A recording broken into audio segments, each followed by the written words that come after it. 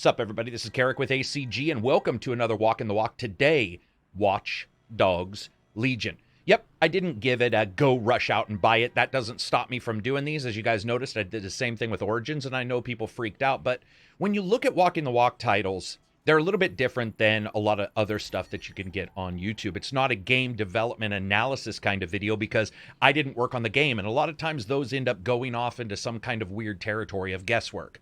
It's not an artistic design video, though I'm definitely going to talk about artistic design throughout it. What it is me going out, crib notes, asking developers what they think about a game now that the game is out and they've played it, and getting their ideas and getting some informed stuff into videos like this.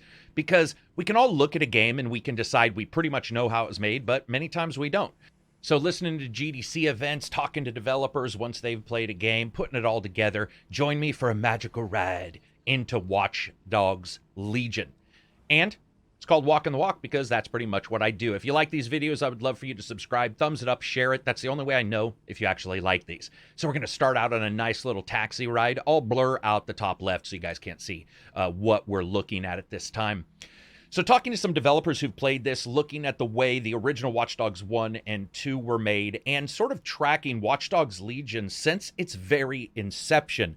This is quite an intriguing title, regardless of its overall reaction that we've seen, at least from reviewers so far. One of the first things when an open world design for a game starts to come into fruition is they have to come at it from various different ways. And a number of difficulties all game developers are going to face within each genre. Most developers face the same ones regardless. Well, sometimes you have the same company making a sequel after sequel. So they not only experience the ones they had prior, but the same ones again and again and again. And a lot of times they take those tools and those problems and fixes and they move them forward. When you look at architecture, for example, choking a point of reference in an open world game and having to remove it despite that piece of architecture maybe actually being something that's real in an open world game that's mimicking real life. Perhaps having to worry about NPCs' reactions in one location where a developer may not want reactions at all from those NPCs so that that game can continue to flow forward. This is something that we've seen in Red Dead 2, for instance, where a lot of people complained about its overall tighter quest structure and the way it handled missions. One of the major reasons is because that game is so loosey-goosey with the way everything controls and moves around that sometimes it can be a little dangerous. So I decided to jump in. I have my resident transient, one of my favorite NPC/PC characters in this game, and I'm going to show you a little bit about the game world. Especially looking at how Legion was made, many genres, I think we don't see a huge adjustment to various systems in place, especially in sequels. When you have that same generation of memory expectations, computational expectations, just graphical power, somewhat being averaged over a particular time, it's very easy for developers to say, you know what, next time we'll hit that, next time we'll do that. And strategically, when you're looking at an open world game like this, and you're trying to base it in a world that people understand, you have to look at it from a way that's a little bit different than other normal games are developed. For example, you have to understand the flow of the game characters, the gameplay, and how it's going to be ascertained by the player themselves. What can a player do? How much can they stretch the logic? Can they do something that the NPCs cannot do? Oh, real quick, I'm going to turn GPS on so you can see what's going on here when it comes to hacking. I'll just turn one system on. And yet here what we're looking at is we're looking at a game where every single character can do every single thing, or should be able to. Every single player, every single NPC you choose should be able to go to the same places. That is actually not something that you see in a lot of other games. So they looked at this when they were originally discussing Legion, and they started to have what they called beast meetings, which were meetings where everybody got together and were like, how exactly are we going to put this together? How are we going to do it? What's the idea that we want to put together? A lot of their original meetings were about exactly how they were going to decide to put together this world. Now, this isn't like a normal single-player game where you can sort of gray box everything. They had to strategically come up with something and identify the way the system was going to be put together at first. Now, this is something that we've seen other developers talk about. There's different ways to go about making an open world. But when you look at stuff like this and you see these various levels of detail, both in the age of a place to make it feel like past and present and past are all sort of here at one time, That's actually very difficult to do when you're also at the same time trying to make sure that everything is playable and everything can be moved around and your city actually makes some kind of sense. So these beast meetings allowed for them to come up with these various ideas. A place has to not only be really interesting, but at least in some way interactive with the skills that these characters are going to have. And we'll cover the skills later, not just the hacking, but the moving around, the stealth, and later drone-controlled elements, which is going to also impact your verticality. Plus, you're going to have that ability to hack the hell out of people and cause all kinds of anarchy to happen. Now, in the past, there's a thought process that, like I said, there's maybe 2 or 3 ways in which it was available to go about building an open world game, sort of from the macro down or the micro up. That's not necessarily how things are done anymore. Today's new engines and the way games are developed now, we see a hybrid of styles, which is really how Legion came about, especially because they had those prior games and they had to look at everything and understand what was the backbone of the original Watch Dogs game and then fulfill that mantra here, but do everything they can to fight to make it a little bit different. Now, numbered sequels are more difficult by their definition.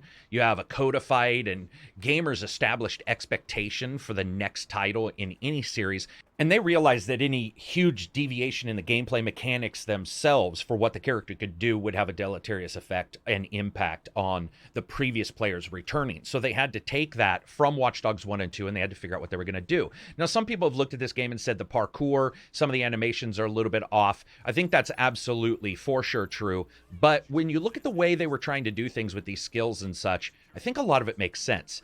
Understanding also, talking about locations first, we'll talk about skills in a bit. Each location has to allow for that computer-generated character to, at any time, be outfitted with skills and backgrounds that begin to fit all the others and can be taken over or recruited at any time. Now, this is a part of their Census system, which I'll talk about in a bit. This is their database, but they call it the Census system due to the information they took from the UK Census to sort of create this fake but real kind of game world. When you're looking at a game world like this where everybody can be everybody, you want to make sure that nothing dramatically changes when you switch out characters. That's actually vital, because if you switch out a character and they instantly disappear, things can look weird. Or you drop down for some quick-ass saxophone. Also, by the way, watching this, you'll actually start to see people go around me and dance to the music. Some people don't like sax, I've found out, and they beat the ever-living shit out of me. These kind of side reactions that you see add something to the game. Also, I've noticed if I play the sax in different places, I seem to get either more positive or negative reactions, almost like the urban, more down, more street kind of areas. They're okay with this, but then if I go to the nicer tech areas and play, I get pushed around a lot. I think that's very cool. Don't know if it's real, but it's very cool to see. And when talking to a couple devs who have made some of the bigger open world games who saw that, they actually noticed the same thing. What's happening is a suspension of disbelief here. Also, I love that this designer's out here. He's got a nice car, designer, looks like he's got a lot of money, but he's just standing there. And so you're trying to figure out, like, is he there picking up drugs? So looking at these locations and identifying how they were going to go about making those locations and making sure that these characters who they track at all times can be switched in and out. And that requires pathing and everything else, but it also requires making sure that cutscenes look correct. So let's look at this. Now, this is a cutscene between 2 characters. These are not your main characters. These are just the main characters at this time. You see the character that I'm trying to recruit and myself, the transient. He's the homeless character. Now, he's got his own skills. Like I said, he can panhandle, he can play the saxophone, and she's got some drone skills, and it looks like she's got some money. So she ends up giving you a quest. Now, how is this done? One of the big questions is, how are the cutscenes done?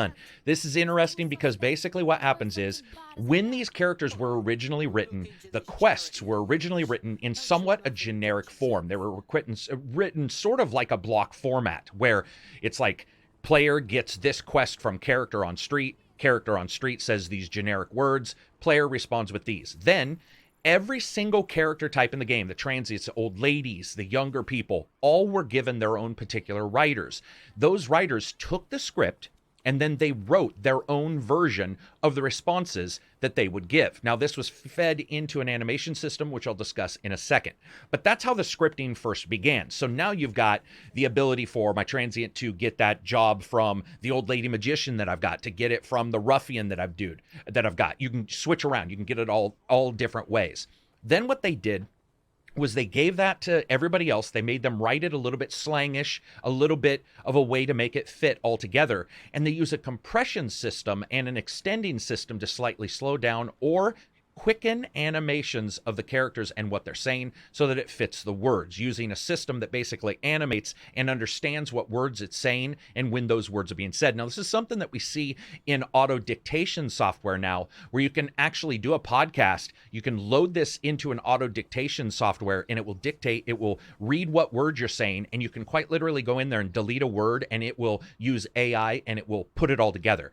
It's the same way here, except it's going with camera angles. I love these kind of locations. So talking just a bit about trying to create London, and not necessarily just about the characters, trying to create the age, understanding London is just a completely different style than Chicago and San Francisco. And I don't mean style is in the city itself. We know that, even though some architecture is going to repeat in some places. No, I mean style is in how you go about its age. The age of London, it's absolutely incredible compared to Chicago and San Francisco. It's just not even on the scale. In fact, that's why you saw recently a Syndicate versus Legion kind of thing where they rode through the same roads in London in both games in completely different time frames, right? So what do you do and how do you do that? One of the things that I like about this kind of game development is there's really 3 layers that they've done. And those 3 layers are the generic architecture itself, which changes based not only on the age of the borough, age of the locations they're building, which also will feed into the characters there. For example, the soup kitchen / food bank here. But then also it will end up feeding out into just the debris that's in the local area. Sorry about that. Now, what I want to do is I want to jump real quick so you can see the team members and look at some of the skills for a second. What I'm hoping to do is get somebody who matches up. I'll get rid of some of these people. So what you have here is your 2 lists. You've got your potential recruits and your actual recruits. All of these are created in real time whenever you bump into anybody in the game world. So you bump into somebody in the game world, and if any information is passed to you, that character is then created via the Census system. You'll see recruit events, demographics, associations, and metadata. All of that is actual things within the game.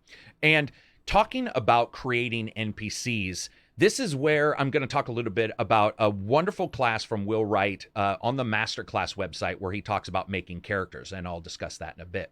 Now, the Deep Profiler, which shows you the recruitment leads, the schedule, and the associates, this is also sort of tied into character creation, because when you come to these locations are created, a person is created that will live in those locations, and that person, the moment that they are generated by the Census system, has to make sense, at least somewhat, so that the player can buy off on them. They don't want to be black and white. Remembering, of course, that there's a lot of information in this game, far more when you think about it than even the main characters in maybe a game 1 generation ago. The NPCs here that we're seeing that become player characters are like that. In fact, the character I'm switching to, I love her, by the way. She just has every skill in the world. So, selfie. So what you get is you get this tying in of the characters, the layers, their history. But look at this. I switch out, and this is sort of a boon to the next generation of technology and memory. My character, which is the operative, is now walking away. One of the things that this game does, and I'll talk about it a little bit later, is it tracks him forever. So he is tracked. I can actually follow him around. I can go around a building, come around the other side. He'll be there. Just checking to make sure there isn't anybody else I want to get here. And what that does is it once again adds a layer that many of these games do not have, which is past and present and present and past, and makes them connected. So what you get is multiple layers. You get these locations that look old, that have layers of like worldness on top of them. And then you also have the actual characters themselves being aged. There is an age to that character I'm following. But you start to see things and they start to gray out in your mind. Is this real? For example, this Albion guy in front of this building just standing there. You start to go like, why is that? And you look around, and what happens is it begins to create a suspension of disbelief that's far higher than a lot of other games. Once again, boom, there he is walking in front of me. That causes him to actually have a timeline. It causes him to be a character. He doesn't just disappear. This is also interesting because it can be used in missions. So I'm going to try to find I was going to try to find a taxi, but I can't because I'll go to a different location right now. Looking at these and having these 3 levels, the architecture itself, and then and understanding that age as well as the characters on top of it, and then the way the characters interact and move around on top of it is really a spectacular thing. And we see it in GTAs for sure, but we really haven't seen it in other games. And in GTAs, you have the same issue that a lot of other games have. Let me find a place for us to go. You have the same issue that a lot of other games have, where the memory of the game system just doesn't allow for keeping track of characters. For example, GTA was notorious for this. You'd see a red Lamborghini, you'd turn around, you'd turn back, and it was a blue Ford Fiesta. And you'd be like, what the fuck is happening right now? That kind of stuff is normal in those kind of games. Here, though, you start to see things make a little bit more sense and tie in. For example, this police chief, if you notice, there was two little bodies next to him. That actually indicates that in some way he is at least sideways connected. Looking at this game world and just the location, it's spectacular. You know, every single location looks different. You have your San Francisco, your Chicago. Chicago, I would say, and London, obviously there's some reasons, but there's some similarities there in some particular areas that I felt that I saw in London. I do like how London is set up, but as one of my friends said when he was playing, he's like, it rained within 4 hours. Definitely not real, because it'd be raining within like 30 minutes. You definitely see that kind of stuff here. But I like that when you're traveling, you can already tell that they've got sort of a soft brushstroke kind of system to make the game world adjust for the economics. Now that we're heading into main London, things are changing. And as I said before, that's all stuff that the developer had to identify that they were going to do.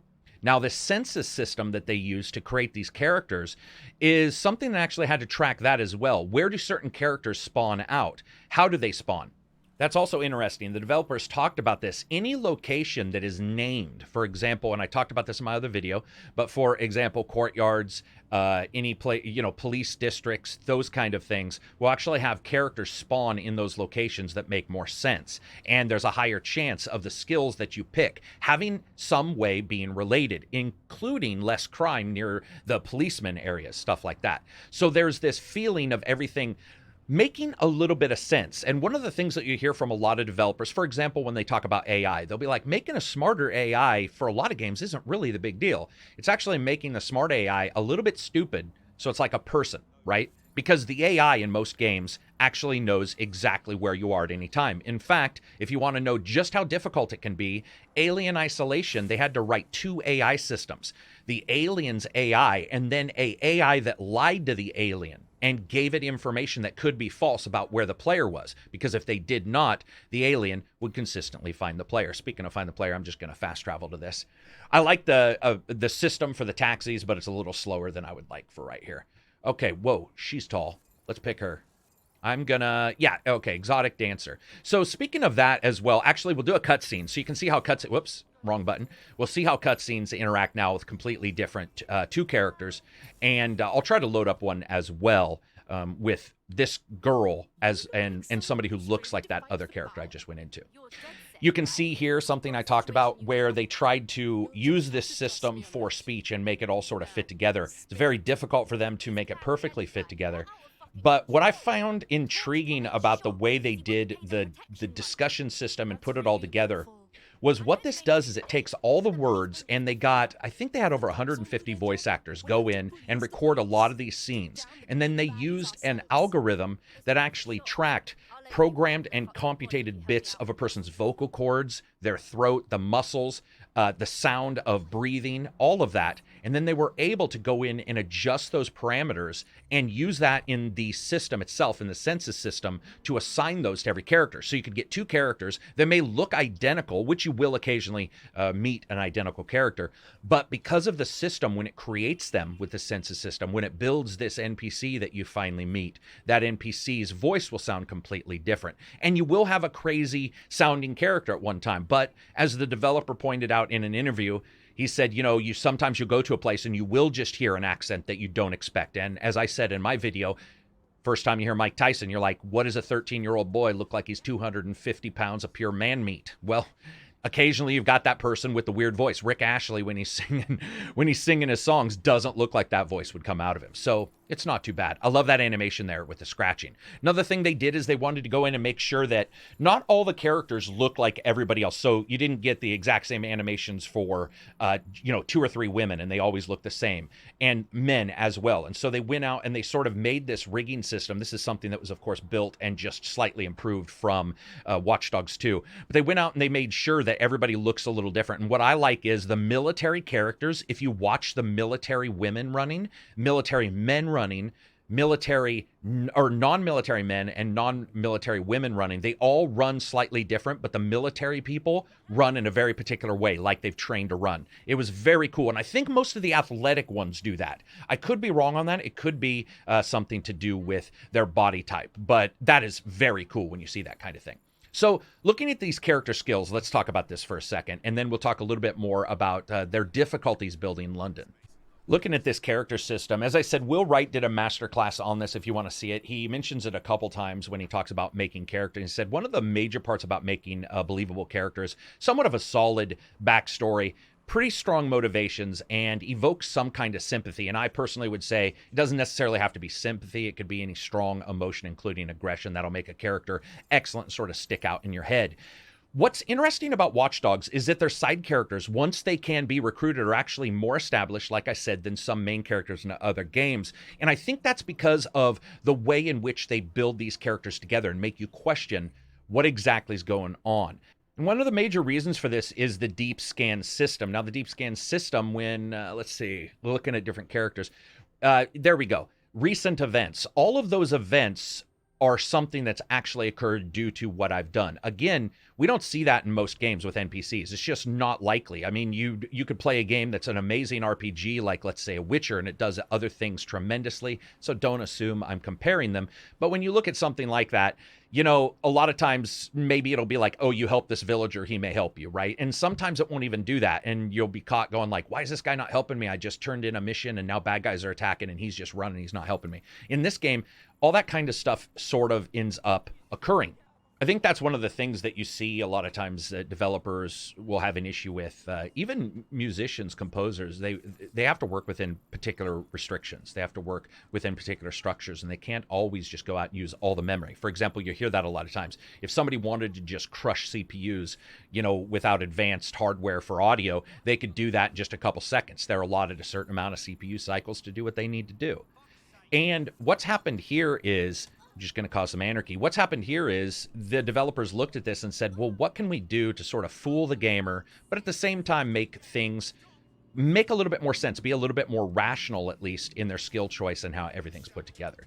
As I stated, Will Wright, I think, was really intelligent when he was saying how to make those characters matter. He's, you know, I think one of the more fantastic developers and understands how to get his information and ideals out of what he thinks works. And what happens here is these particular creations that we see develop a motivation within the gamer that is really rare, if not ever really done in an open world game. Once you do that deep scan and you understand what a character's doing and moving around, you start to see things. Meaning, for example, if you kill a husband and the husband and wife both on their schedule have a date night, if you kill... He's flipping me off. He is. If you kill the husband, the wife will go and mourn instead of going to date night. That may be a small thing. However, what is smart about Ubisoft is they made sure this time, and this is why this system I'm really hoping is in some way in other games, the system tells you, like I said, with that little indicator of two people beside somebody, they tell you that this person is in some way connected to somebody else that you bumped into. And what that does is it gives you just a slightly larger chance of seeing them. I like this too because in some areas, especially these nice areas, you start to see more of Albion. Let's talk a little bit about that. So how do you build it? How do you build this London, which has technically been, you know, multiple times been conquered in the past, and now it's together, it's modern, it's the way it should be. What happens? The police get defunded in this game, and Albion comes in and sort of takes control. And the developers talked about trying to figure out a way to make you sort of feel sorry for almost everybody but Albion. How do you do that? And of course, this isn't and wasn't made when the current issues in various nations are happening with the police departments. This was prior to that when they decided how they would go about it. And so a lot of times you'll get this kind of stuff where you're like, this guy's a POS, right? But what happens is when you deep scan, the game seems to, at least for me, I think, seems to most of the time try to give them one or two positive things as well. And those can be motivators for you to sort of build out this and make you want to actually interact with them. The WTF team, which is Ubisoft's, what are they called? The World Texture Facility. Yeah, they go out and they take pictures and they do recordings. Now, this is something that we definitely know happened with Watch Dogs 1 and 2. They sent a ton of people out. They recorded, they talked to people. This is something I talked about in my Watch Dogs 2 preview, my impressions. I think I did a walking the walk for that. I could be wrong, where I discussed their recordings and going and talking to people on the street. Jenny on the street. I'm going to get rid of a couple of these people just in case we want to hire somebody else. So I'm getting rid of these. One of the reasons why I like that they did that is they went out, they said they talked to people like ex-MI5 agents, people who had immigrated, criminals, and even people who had protested during various marches to get that general idea of London from various different avenues and try to make it so that everybody feels like somebody that when you take them over, there's sort of a reason. Because remember, this is a game where, as I'm deleting some of these guys, this is a game where you pretty much bump up into anybody, right? And you're like, hey, you want to join DedSec, which you don't really know at that time, but it's pretty much a terrorist organization. You have to figure out exactly how you're going to sell that to people. So what they tried to do is they tried to get an overarching atmosphere and sort of make it make some kind of sense. I also like how when you're going around and you're looking at these various different vehicles, you think, why would I want a van? And then all of a sudden that van becomes an absolute godsend when you're in a heavy battle and you have to park that van and hide behind it. Movable terrain. So yep, that's what I thought. Here's another, well, I can't tell you guys. So there's some different things that go on in this game that I can't tell if this is on purpose or just, once again, me buying off on stuff.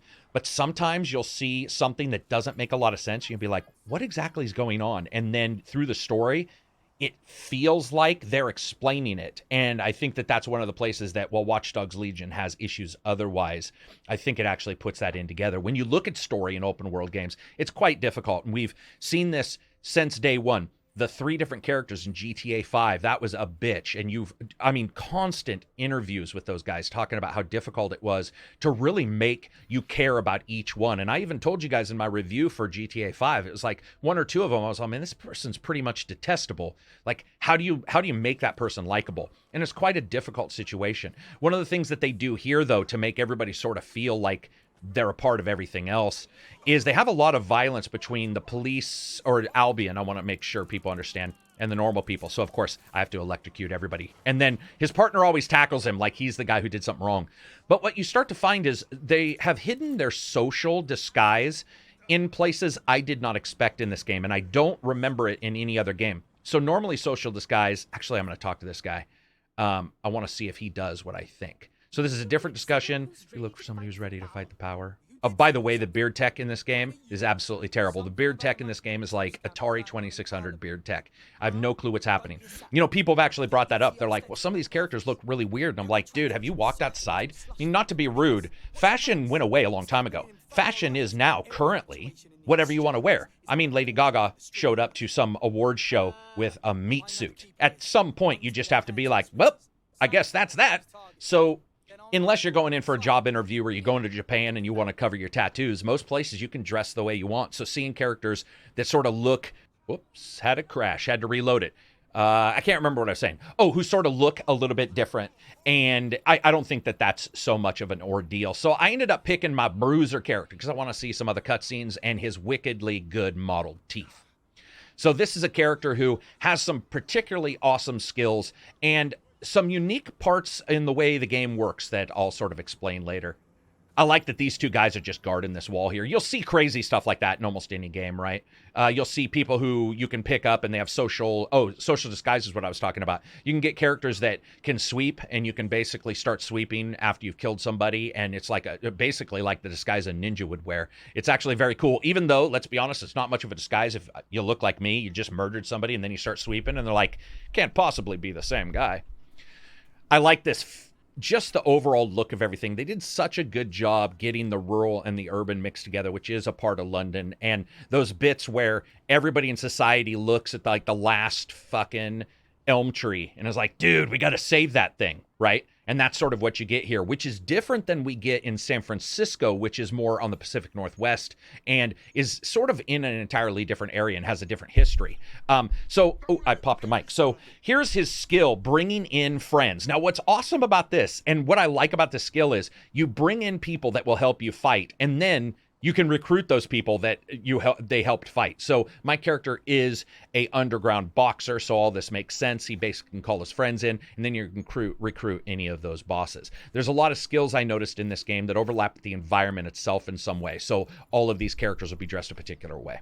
But very cool in the way it reacts. Now, looking at AI, looking at how pathing works. Pathing was difficult for these guys. They've talked about it in other games. You got to make sure that the pathing works, and when you have a game where the NPCs can path the same exact places as the players, you have to really figure out how you're going to do that. So we do see some issues, and I've definitely seen them at times when I'm doing various things, like didn't mean to hit that on that motorbike. It's a little hard to figure out what button I'm hitting because I've turned the entire HUD off, including which button does what, and I keep trying to just hack something, and instead I'm hitting a person. Ooh, you know what?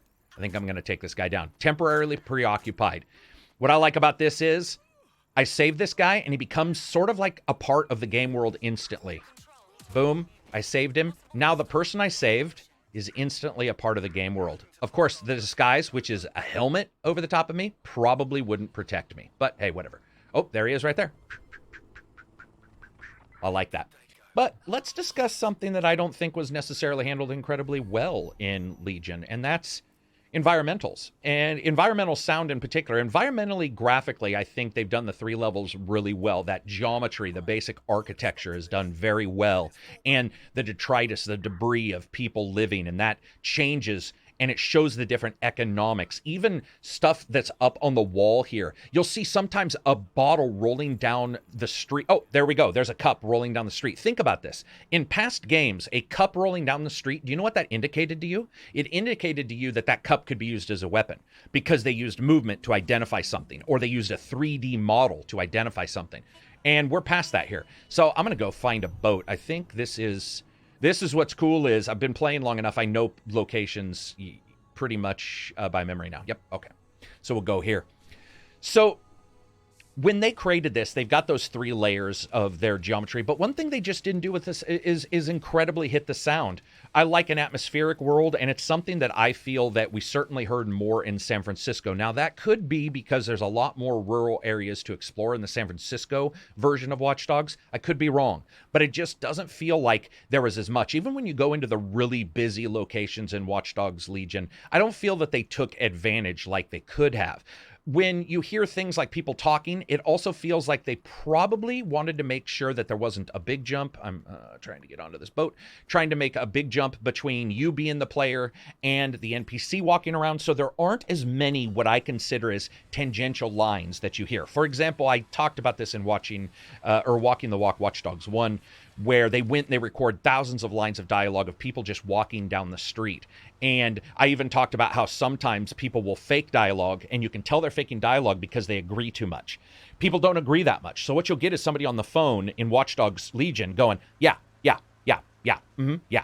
Now, admittedly, some people will do that when they're talking to a significant other, but most of the time that's actually not what occurs. Even you'll just, no, you'll hear something else, but you actually hear that yeah a lot of times. Now, I think I might get kicked back to London here, but I want to show you guys this. I love this.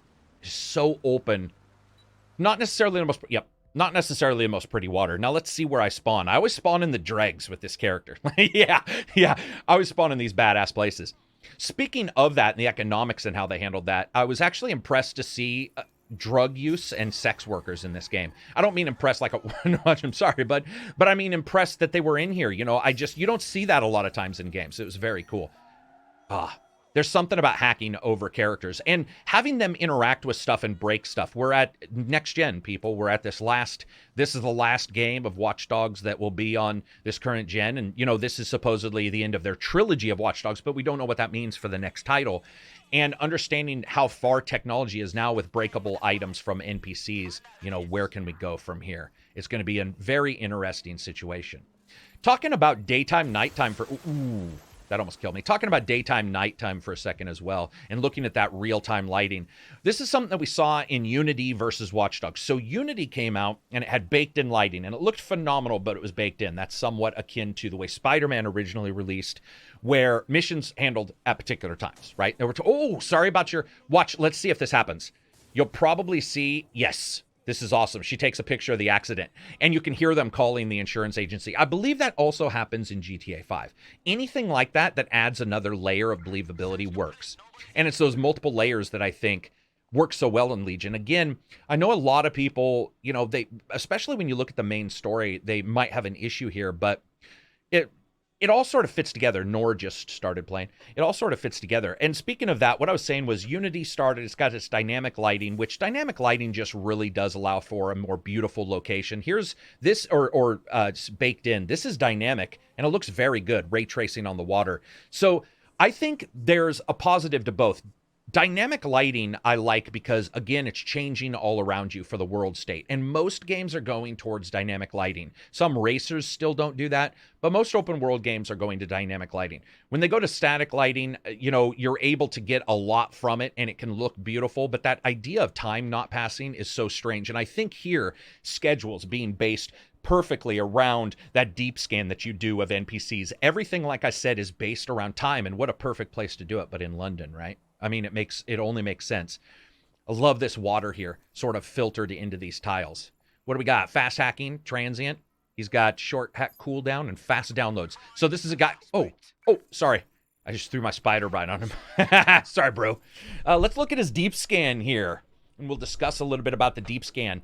So what do we got? He is here mourning. Oh, brother's arrest. That's why he's mourning. I love that you can figure that out just looking. Now he's got his recruitment, his schedule, and he may have associates. Did he have associates? No, he didn't. But he does have a schedule we can follow here, and we can see if we were to kill him, that schedule change. But I do want to talk a little bit about their flaws and their merits and why I think those matter in making this world feel a little bit more realistic. And then we'll break down this census system itself. They have negative flaws, which is strange to me. Many games, the only games that I really remember are always where you meet somebody and they can always help you, or they're an enemy. So every positive is seen as sort of just an equal. If they can help you, they've got a skill. It's almost never a negative. And someone much better than somebody else is like the only real true positive. So a normal character that can help you is just sort of like the neutral. It's a little bit like game reviews where no one wants to go lower than 5. It adjusts the entire way games are handled. However, in this game, you don't have that. You have characters who can't crouch because they have an arthritic hip. All those kind of things sort of mend into the game world, and they can change the entire way you go about a mission and what you do in said mission. Now, when you look at the different areas, you've got your oppressed, you've got your defiant, you can see up there in the top left. What do those indicate? Well, those indicate the level at which you have assisted that borough, that overall district in coming out of the oppression of Albion, which is pretty much the main story. Now, when you look at a lot of games, the main story will be about the hero and the hero's journey. What happens in Assassin's Creed Odyssey is they chose to have DedSec go through the hero's journey, which sort of ties in once again to the police department being underfunded and basically removed and Albion replacing them so that you can feel like that's something you should do. Okay, there we go. One of my guys was kidnapped, so I'm going to go hack the kidnapper. So that's another way in which it ties in. At any time, if you have anybody on your team, they can be kidnapped by the enemy and you have to go save them. Looking at this game world and these locations, I will say the one thing about futuristic London is no matter where you go, that neon feel, the dystopian neon signs, that kind of stuff, it does have a tendency, I feel, to get a little eye-numbing.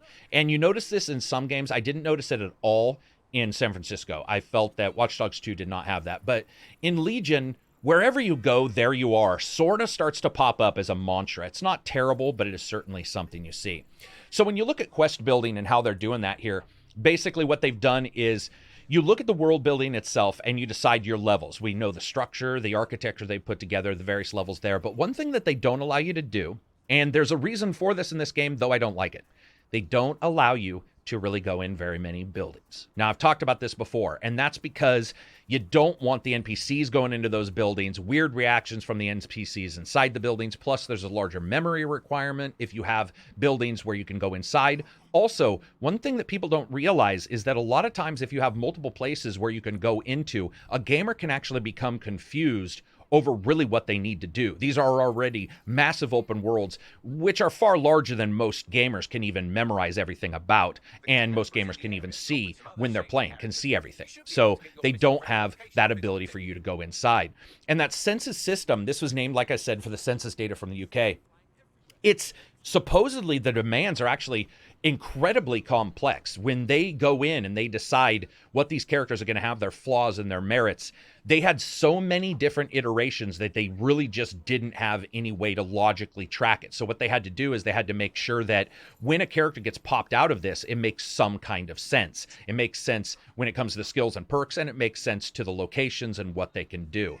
And if you sort of identify, this is something that you go from the opposite way. If you identify the various different ways, let's say your stealth, your loud action, and maybe your smart ways of attacking a place, you can come up with multiple ways to do each and then have those skills be in the census. So instead of just saying sneak is one, right? Going in and firing is another, and going in and talking is another. Your typical Deus Ex kind of discussion that we may have.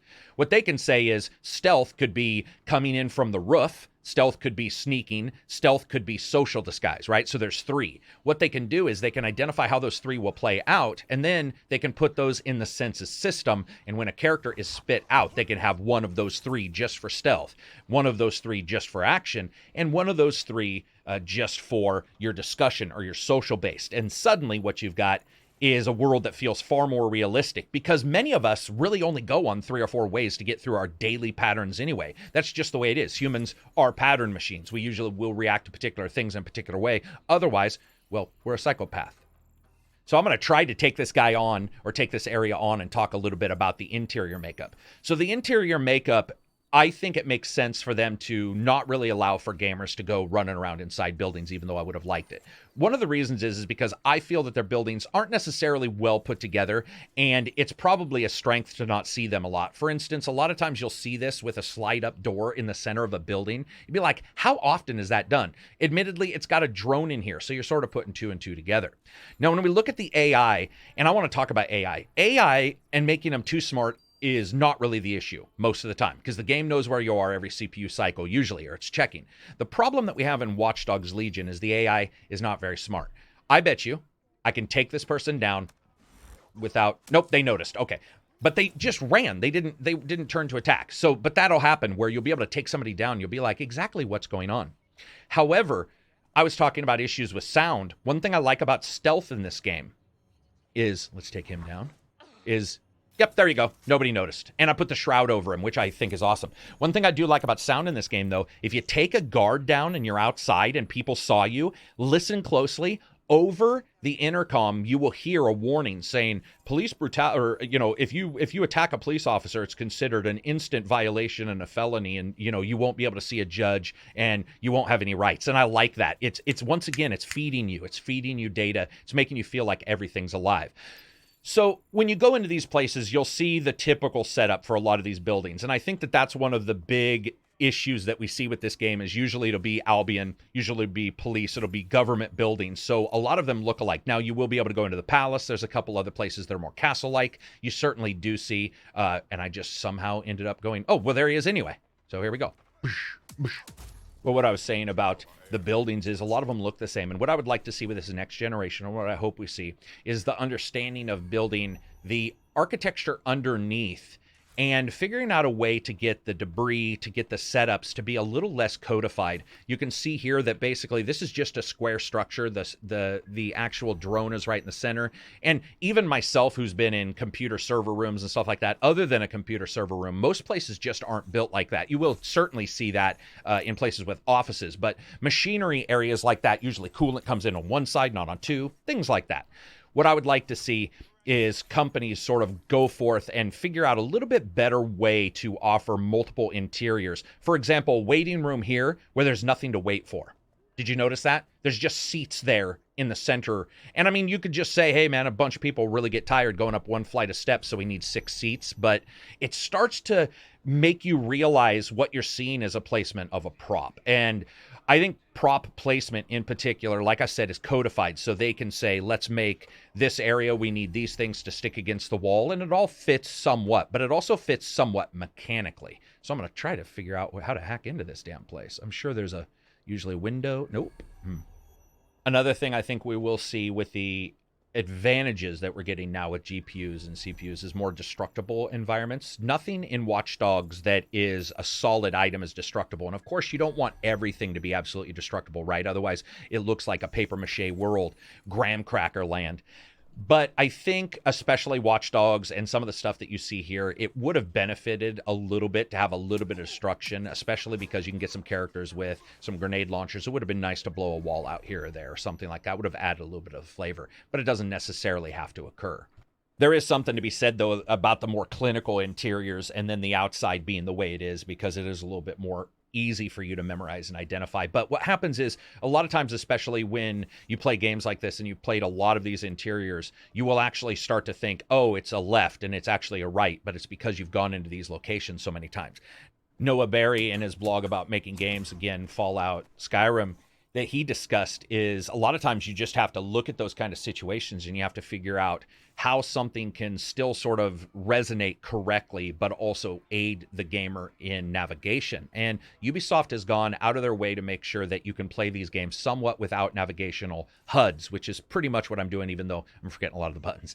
When you look at a game like this, I think when you go outdoors, it's a little bit easier as well because there's a lot of various different ways they can do it. Like, for example, if you have a large bridge that is almost visible from pretty much anywhere you are in the game, or the Tower of London or something like that, where it's pretty much always able to be seen, then you can use that as sort of your reference point.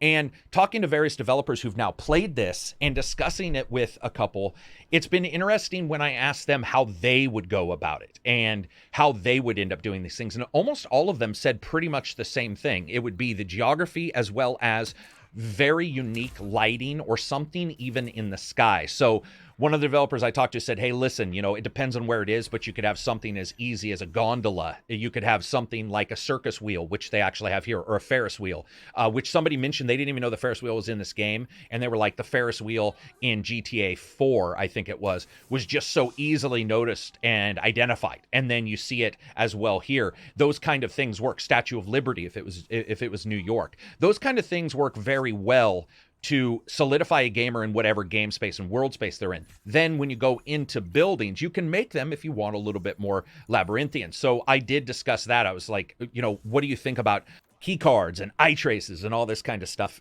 And developers were most keen on basically just replicating real life. A lot of these places do have security, at least one or two deep, and it depends on exactly what their job is. Albion is a military contractor who, strangely enough, in a lot of their buildings have state-of-the-art security. So a lot of those kind of situations made sense in this game. But discussing it with developers, asking them what they would do, it was cool to see some examples be given, but actually a lot of developers who were playing it just say, you know what, this is sort of what I would do. It actually works. It actually tells me what I want. And looking at it from a purely technical standpoint on how things were done and how to inform the gamer of exactly what's going on, what's interactable, what you can and can't interact with, but also what maybe you can as a character interact with due to a specific skill, because that's one of the things that matters. How do we know that every character can interact with something? What if they can't? What if only one character can? What do we do? And, oh, you know what? Complete the transfer before leaving the area. That's actually the guy in there. I don't know what I was doing. It's one of these shrouded dudes on the ground. Did I kill somebody over there, or is he over on this other side? I think he's over on this other side, right? I think I might have landed my drone on top of him, but I'll find that. So I thought that was very cool. When you have to understand what characters can interact with, what they can't interact with, it's important to make sure that there's a visual impression in the gamer's eyes of, so that they understand just by looking at it right away. And what they've chosen here in Watch Dogs and in Watch Dogs Past is an icon that basically shows up, and what it really is called is a call out. And you'll see that of all things, you'll see it in me doing a premiere video where I'll do a call out. Did not mean to hurt myself there. It must be, there's a guy. It's hard to see the dudes with the shroud. Yep, there we go. All right. So without the download, I got confused, couldn't remember where he is. So this guy's double thumbs down. I'll never be able to recruit him. Even that, though, is a good visual indicator. 2 thumbs down. We all sort of understand that. There's a visual onomatopoeia there. You see what you get, and you get what you see. You see those 2 thumbs down. You pretty much know what that means, right? You don't even need to see a thumb up to understand that you can recruit somebody, which you don't. You just see a green bar. You know right away, I just turned that on. You know right away that, hey, I can't. This is not a thing I can actually do by those 2 thumbs down. And I think that works quite well. I'm trying to get out of here. Again, Labyrinthian, I've only done these like 8,000 times. Speaking of many thousands of times, you guys have got 45 minutes into this. If you've got this far, hashtag Watch Dogs Legion, hashtag Legion, whichever one, to indicate you got this far. Most people don't watch anything near remotely this long, but I was just going to try to open this door and see. I think also when we move into the future and we see games like this, what I would like to see is them develop the characters so that they don't all have to hack the same box. You'll see that a lot of hack in the box sounds sexual, but you all hack the same box, right? So I'm going to cause some anarchy with my favorite character in the game before we go. But what I was saying was I would like to see some interactions change up, not in just, the characters, what they can do here walking around. That's actually not even as big of a deal. It's the mainframe stuff, right? It's always the same thing. You're like, okay, so this person has malware, but this person is a programmer. Maybe would they interact with it the same way?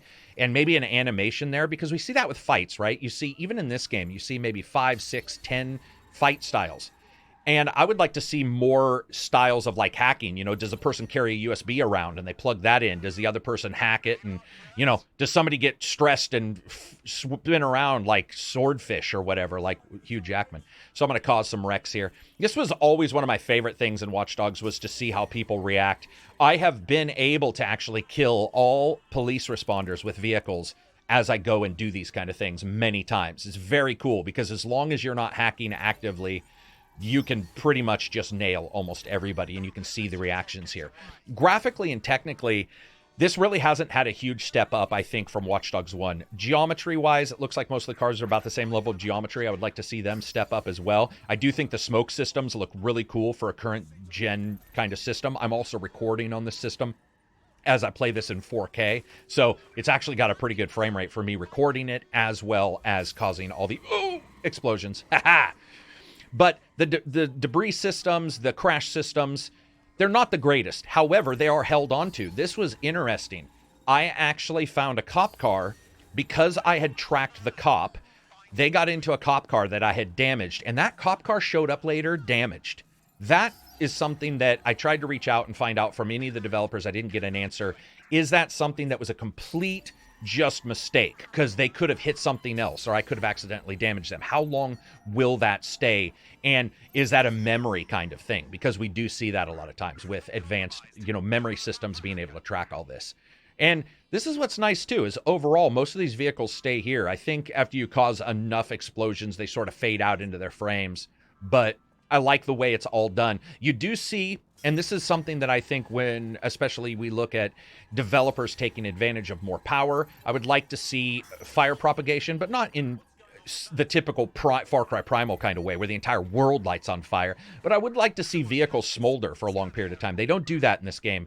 And admittedly, that is a really weird requirement. I think that's one thing that I came away from Watch Dogs with. I had some issues and I wanted them to get fixed before I say to go buy it. Damn it. But when you look at Watch Dogs itself, haha, you're out. When you look at Watch Dogs, there's a lot of different situations I really like about this. And I know that some people are like, I don't like the story as much. I don't find it as grabby. And to me, I get that and I agree with it. I actually do. But I also feel that that's sort of the way it should be, because you aren't the main person in the story. You're one of many. For example, I worked at many big companies, but I wasn't that company, right? I wasn't intrinsically tied to every single thing.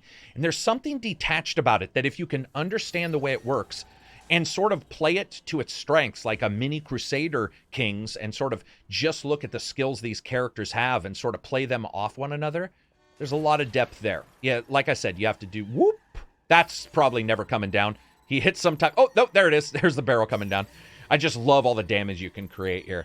And I would love to, if you guys watch these and you guys like these kind of videos, I would love to hear that you like them. I would like to hear what you guys want from them. If you don't, that's awesome.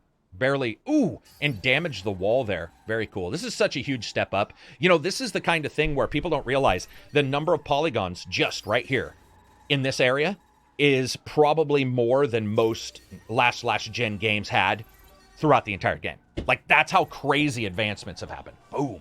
Oh, there we got some fire. Oh, there we got some more fire. This is a stable frame rate. I'm actually still really impressed. And there, ooh. Oh, shit. Bombastic. Damn, still exploding. Still exploding. Still exploding. Well, you know what? Oh, poor lady. She tried to run out and get her car. That's such a good reaction. All right. Well, anyway, that'll be it for me. I hope you guys like these videos. If you did, give it a thumbs up. If you didn't, give it a thumbs down. Share the damn thing. Spread it around. Tell others about it. Join the Patreon if you can, if you want to. You know, I do iTunes and Spotify. I would love for you to go there and review either one of those or subscribe to them. Peace out, everybody. Yeah, I don't get that character, though, before I go. What was that all about? Like, monkey wrench? And, you know, you see people who don't look like their job. That chick did not look like her job. She does. She looks mean. Shopaholic. Randomly buys clothes. Clothing discount. Anyway, good graphics. Fun game. Got some technical issues, but there's a lot going on here. Can't wait to see it show up in other titles.